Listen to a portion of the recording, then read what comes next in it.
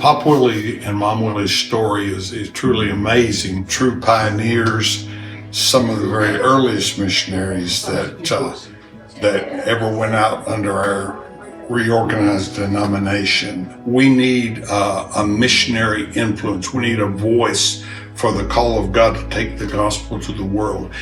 My people are like a sleeping giant, and we need someone to wake us up to the call of God. The country of Cuba 1939. was open and needed missionaries.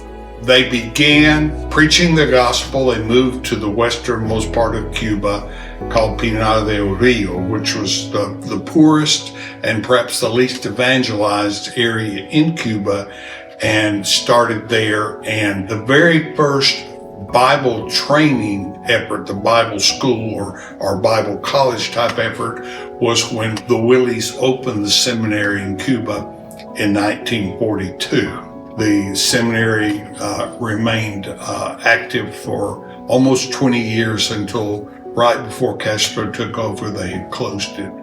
He never pastored a church.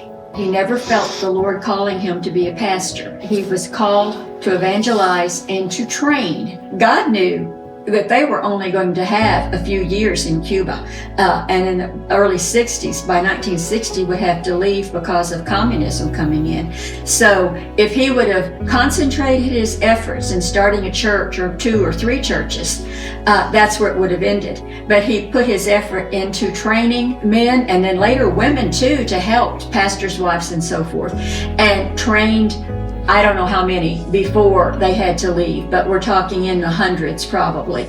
And they went out and they were the ones that started churches and were pastors. And that is why we have work in Cuba today, because it continued. It didn't stop with one man. That influenced our work, I think, as Free Will Baptist They understood that it's not just me doing the work that I feel called to do, preaching or teaching or trying to start a church, but I'm also privileged to be able to inspire those coming along seeking God's will for their life. And if I can influence another generation to seek the call of God to take the gospel to the ends of the earth, that's every bit as much my ministry as the other. And they understood that and lived that out throughout their lives. And so that's why the Willeys are very, very dear to us personally, and I think to all Free Will Baptists who have any sense of history and of how God has worked.